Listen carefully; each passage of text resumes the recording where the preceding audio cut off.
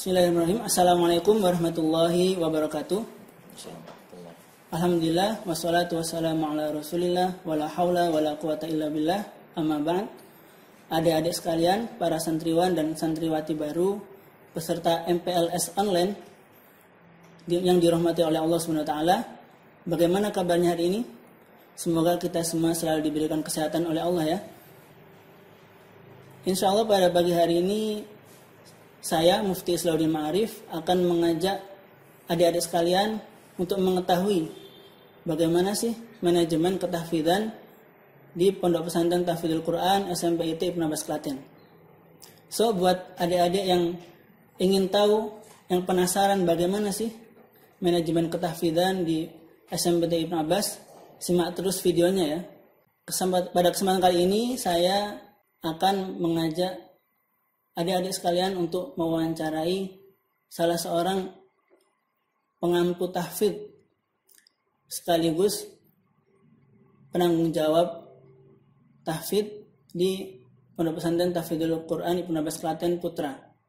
Beliau adalah Ustadz Darus Mahfudzi Al-Hafidz. Assalamualaikum Ustadz. Waalaikumsalam warahmatullahi. Bagaimana kabarnya Ustadz? Alhamdulillah sehat. Boleh minta waktunya untuk wawancara sebentar? Ya. Siap. Berkenaan dengan manajemen tahfidz di Pondok Ibnu Abbas Putra.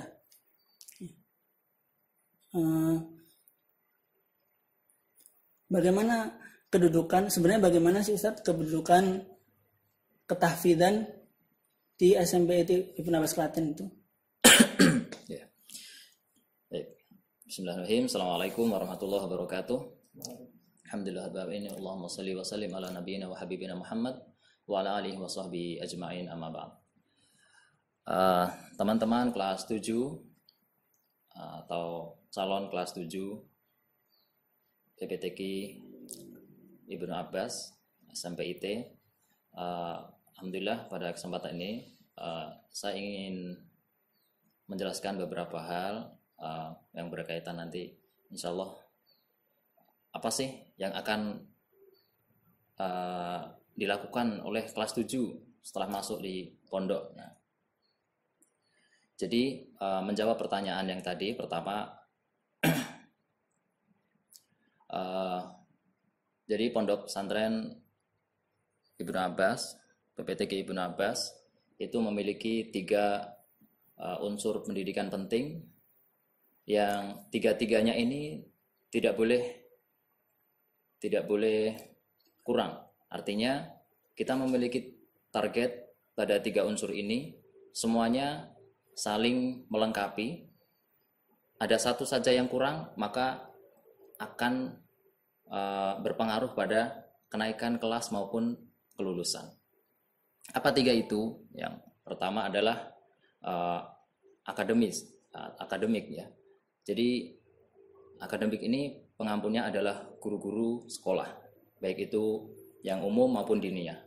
Kemudian yang kedua adalah di bagian asrama atau kesantrian. Nah, di sini diampu oleh musyrif. Nah, yang ketiga, nah ini bagian saya, yaitu bagian ketahfidzan. Nah, jadi pondok atau ketahfidzan ini memiliki kedudukan yang penting di pondok ini. Kita memiliki target-target tertentu yang harus dicapai di kelas, misalnya kelas 7 targetnya sekian, kelas 8 sekian. Nah, ini harus terpenuhi. Nah, misalkan target akademik terpenuhi, kemudian dalam catatan akhlaknya terpenuhi, tapi tahfidznya tidak terpenuhi, maka ini mempengaruhi pertimbangan kenaikan kelas atau kelulusan. Jadi ketahfidzan itu memiliki peran yang sangat penting, unsur yang sangat penting dalam kedudukan pendidikan di pondok ini. Kemudian Ustadz, untuk target SMP sendiri setiap tahunnya berapa juz yang harus dihafal oleh para santri? Baik, target kita semuanya adalah 30 juz menjadi hafidz ya. Semuanya wajib meniatkan diri masuk ke pondok ini harus hafal 30 juz. Ya, jangan sampai punya niatan, wah, aku nanti masuk pondok cuma menghafal sekian juz. Nah, jangan, ya. Di sini kalian harus memiliki target pribadi. Target pribadi itu selesai 30 juz. Ya. Itulah gunanya, itulah saat yang paling penting atau waktu yang paling tepat untuk menghafal itu ya di pondok ini. Ketika kalian nanti lulus kemudian melanjutkan di SMA-nya bukan di tahfidz, kemudian melanjutkan lagi di perguruan tinggi, nggak ada lagi berkaitan dengan Quran, maka untuk menghafal sangat susah. Maka di SMP ini adalah waktu yang sangat tepat untuk menghafal. Targetnya 30 juz. Nah, itu target umum, ya.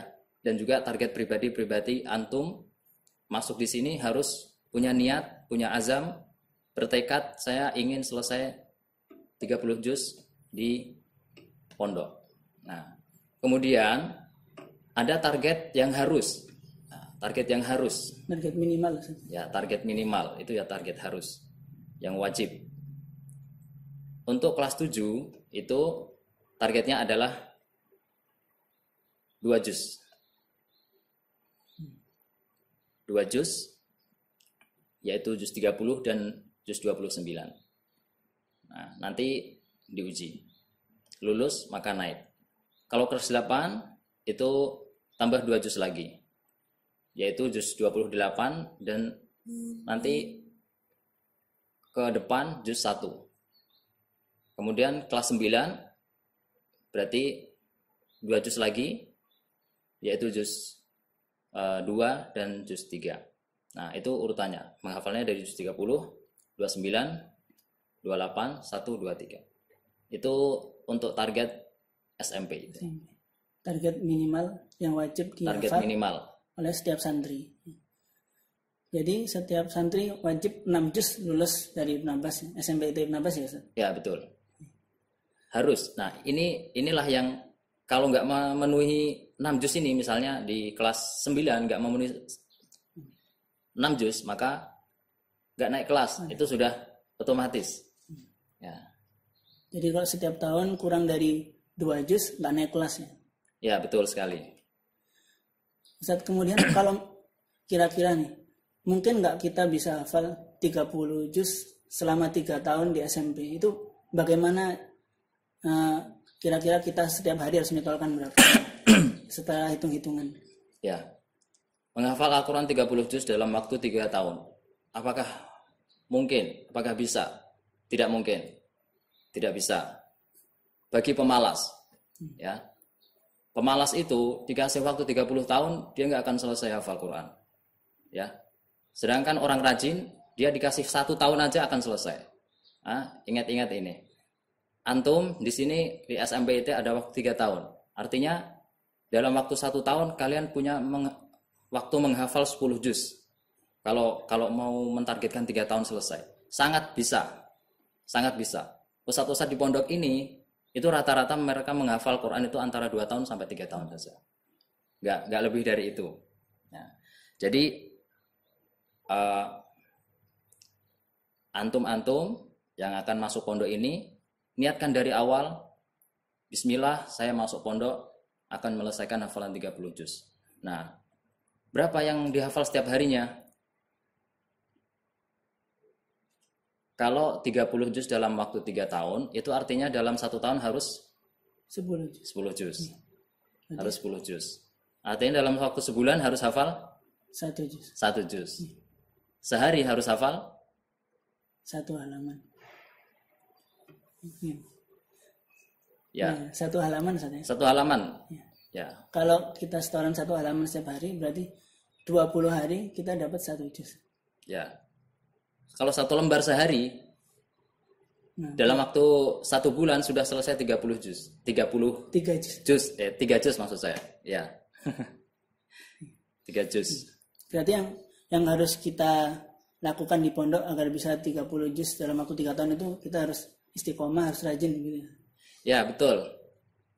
Nggak ada hasil tanpa kesungguhan, ya.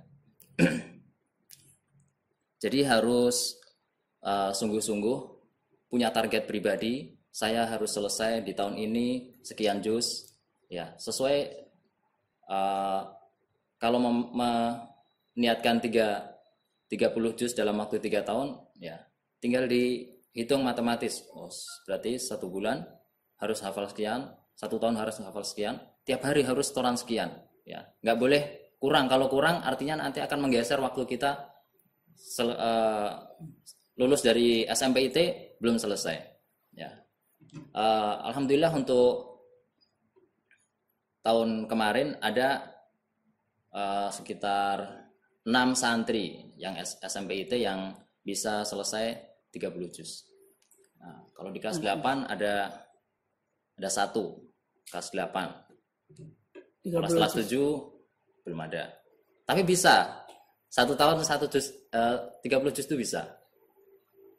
Bisa. Cuma yang tahun lalu kurang sungguh-sungguh aja. Ya. Insya Allah bisa.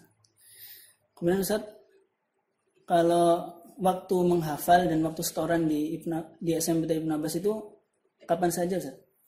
Baik, waktu kegiatan hafal menghafal untuk KBM Tahfidz itu ada 3. Yang pertama yaitu ziyadah, setoran itu di pagi hari. Kalau waktu normalnya itu jam 5 sampai jam 6.20. Ya, kemudian itu sesi pertama ziyadah. Kemudian sesi kedua adalah murojaah. Murojaah itu waktunya kapan? Dari jam 7. Dari jam 7 sampai jam 7.40. Nah, itu sesi 2. Kemudian sesi 3 itu dilakukan di sore hari. Tidak bersama muhafidz, ya, tidak bersama guru tahfidznya, tapi mandiri. Namanya isti'dad, ya. Itu dilakukan di waktu antara maghrib dan isya. Jadi pada maghrib santri mengkondisikan diri untuk menghafal, disiapkan untuk disetorkan di pagi harinya. Kemudian untuk sistem ujian tahfidznya bagaimana, Ustaz? Baik. Ujian tahfidz untuk ujian tahfidz kalau tahun lalu normalnya ujian tahfidz itu dilakukan dengan cara membaca seluruh hafalannya. Seluruh hafalannya sesuai targetnya. Kelas 7, 2 juz. Artinya dia harus membaca 2 juz itu kepada penguji sampai selesai. Nah, maksimal kesalahannya adalah 10. Artinya dia kalau salah 11 sudah tidak lulus, harus mengulang kembali. Harus mengulang. Berarti salah 10 itu untuk setiap 1 juz. Setiap 1 juz. Maksimal setiap 1 juz hanya boleh salah 10. Ya. Nah, adapun untuk itu waktu normal. Nah, untuk waktu sekarang karena masa pandemi ini ujian tahfidz diberikan keringanan. Yaitu apa? Ujiannya dengan sistem pertanyaan. Dalam 1 juznya itu diberi 3 pertanyaan. 3. Maksimal kesalahannya 5. Artinya bagi kelas 7 hafalan wajibnya adalah 2 juz. Dia diuji 6 pertanyaan. 6 pertanyaan. Dia bisa menjawab 6 pertanyaan itu, maka lulus. Nah, nanti tinggal kesalahannya berapa? Kesalahannya kalau setiap juznya 10, berarti nggak lulus. Kalau ini kesalahannya maksimal harus 5. Maksimal itu. Kesalahan, yang dihitung kesalahan itu yang seperti apa? Kesalahan itu ketika diberi pertanyaan, kemudian dia awalnya bisa menjawab, di tengah-tengah ayat dia berhenti, berpikir apa ayat selanjutnya, nggak bisa, sampai diberitahu. Kalau dia masih mikir kemudian bisa melanjutkan kembali, itu bukan kesalahan. Nah, tapi kalau sampai benar-benar mentok nggak bisa, kemudian dikasih tahu oleh pengujinya, itu kesalahan 1. Kalau itu berulang 5 kali berarti 5. Kemudian Ustaz, kan sekarang ini kita dalam kondisi pandemi. Jadi banyak santri yang belajar itu di rumah. Nah, kira-kira nanti bagaimana sistem setoran tahfidnya, sistem halaqah tahfidnya? Baik, sistem halaqah tahfidz. Jadi memang untuk santri baik kita kelas 7 maupun kelas yang lain itu terbagi menjadi dua. Ada yang belajar secara offline, datang ke pondok, ada yang belajar online. Ada yang memilih belajar online. Nah, bagi yang memilih untuk belajar offline, maka tentunya setoran sebagaimana biasanya, yaitu di kegiatan di pagi hari setoran bersama muhafidnya, ziyadah, kemudian murojaah, kemudian di sore harinya pada maghrib isti'dad. Nah, bagaimana yang online? Nah, kalau yang online waktunya sama, waktu setorannya sama. Jadi yang bagi antum, bagi kalian kelas 7 yang memilih untuk KBM online artinya memiliki konsekuensi kalian harus bisa menyetorkan 2 juz itu dalam waktu 2 tahun. Artinya harus teruji sebelum berakhir tahun kalian di kelas 7. Nah, teknisnya seperti apa? Jamnya pagi. Jadwalnya begini. Insya Allah akan dimulai dari sekitar jam 6.30 sampai jam 8. Nah, di situ kalian semuanya harus sudah on di depan HP atau di depan laptop untuk menghadap muhafidnya melalui aplikasi yang nanti akan ditentukan oleh pondok. Nah, aplikasi apa? Misalnya melalui video call WA atau melalui Zoom jika itu adalah pertemuan yang harus mempertemukan seluruh santri. Ya. Jadi pembukaannya nanti insya Allah memakai Zoom, semua santri dipastikan on. Nah, di situ nanti muhafid akan mencatat kalian, akan mencatat si A datang, si A, si B hadir, si C hadir. Nah, nanti di list yang nggak hadir di Zoom itu, yang nggak kelihatan itu, maka dia terhitung absen. Ya, alfa. Nah, artinya nanti kalian harus on. Kapan waktu yang sudah ditentukan itu kalian harus sudah laptopnya nyala atau memakai handphone, harus sudah siap, kondisinya ready, sehingga ketika Ustadz sudah memulai maka sudah siap. Seperti itu. Nah, setoran dengan sistem video call. Nah, di situ nanti Ustadznya akan mencatat hafalan-hafalan yang disetorkan. Nah, ini catatan penting. Sebelum disetorkan ke ustadznya masing-masing, semuanya wajib menyetorkan ke orang tuanya. Ini wajib. Jadi pada dasarnya antum-antum yang memilih online harus setoran ke orang tua. Nah, orang tua nanti melaporkan ke muhafidnya bahwa anak ini bernama ini, setoran surat ini, ayat ini. Nah, nanti sudah sampai ke muhafidnya. Nah, sampai muhafid, nanti muhafidnya menelpon melalui WhatsApp, video call, dicek hafalannya. Ya. Dicek hafalannya. Apakah tadi sudah benar-benar disetorkan atau belum? Nah, jadi pada dasarnya yang memilih untuk pembelajaran online, maka tahfidnya setorannya ke orang tua. Saya ulangi lagi, ke orang tua. Nah, kemudian muhafid terserah nanti mau menelpon siapa saja yang dia mau. Jadi akan ditelepon secara random, acak, siapa-siapa yang akan disimak oleh muhafidnya di hari itu. Seperti itu, Ustaz. Jadi tugas muhafid untuk santri yang ada di rumah itu hanya mengawasi jalannya halaqah. Muhafid. Iya, di rumah. Seperti itu ya. Enggak, muhafid semuanya datang di pondok. Iya, maksudnya kan tadi kan bagi santri yang ada di rumah wajib menyalakan aplikasi Zoom selama jam tertentu tadi. Iya. Jadi nanti ada jadwal tertentu yang nanti insya Allah akan kita bagi jadwalnya, kita tentukan jamnya. Nah, di jam yang sudah kita tulis itu antum-antum yang milih online harus sudah on. Harus sudah on. Ya. Jadi itu nggak boleh malas-malesan. Kalau memilih online tuh berarti harus rajin, harus kondisi siap, ready. Dia harus siap ketika jam-jam yang sudah ditentukan itu sudah tiba. Mungkin yang terakhir Ustaz, mungkin ada adik-adik yang merasa menghafal Al-Quran itu kan sulit, jenuh.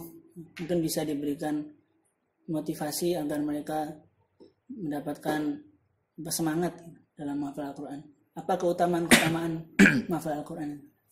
Ya, keutamaannya banyak ya. Di antaranya adalah Allah SWT berfirman, "Inna nahnu nazzalna dzikra wa inna lahu lahafidun." Kami Allah menurunkan Al-Qur'an, nazzalna dzikra wa inna lahu lahafidun, dan kami yang akan menjaganya. Jadi Allah menurunkan Al-Qur'an ini dan Allah akan menjaga keutuhan makna dan lafaz yang ada pada Al-Qur'an.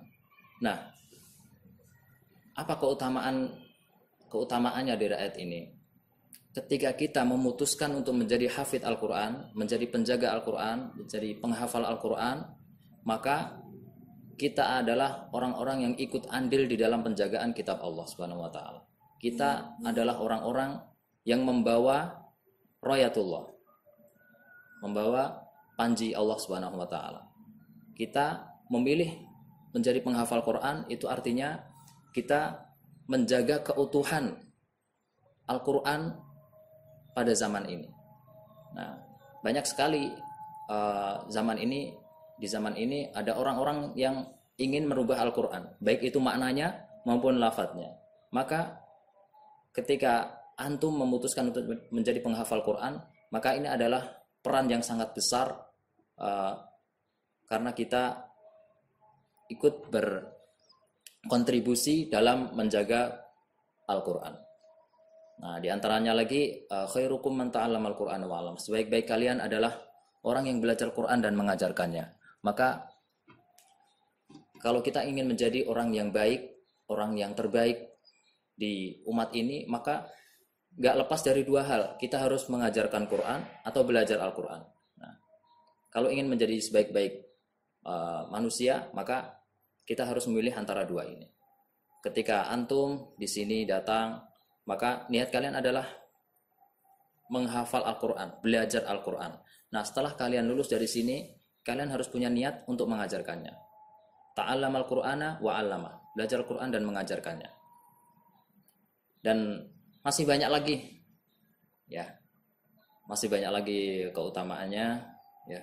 Kalau dalam hadis-hadis sahih, orang yang hafal Quran maka dan mengamalkannya, maka kedua orang tuanya akan diberikan mahkota yang memiliki cahaya lebih terang daripada sinarnya matahari. Nah, itu antum ingin membahagiakan orang tua, salah satu cara yang tepat adalah dengan menghafalkan Al-Quran, ya. Karena menghafalkan Al-Quran, mengamalkan Al-Quran nanti akan memberikan kebahagiaan orang tua di dunia dan di akhirat. Adapun dengan cara-cara yang lain barangkali hanya akan membahagiakan orang tua di dunia saja. Tapi Al-Quran, ketika kalian menghafal Quran, mengamalkan Quran, maka yang ikut bahagia bukan hanya kalian, tapi orang-orang tua kalian. Membawa kebahagiaan di dunia bagi orang tua dan juga di akhirat. Syukran Ustaz atas waktunya.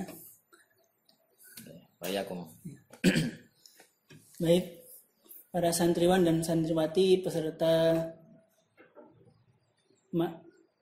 MPLS online. Alhamdulillah tadi kita telah mendapatkan gambaran tentang bagaimana manajemen tahfidz di SMP IT Ibnu Abbas, dan kita juga tadi mendapatkan beberapa motivasi tentang pentingnya menghafal Al-Quran. Mungkin dari saya cukup sekian, kurang lebihnya mohon maaf. Assalamualaikum warahmatullahi wabarakatuh. Waalaikumsalam.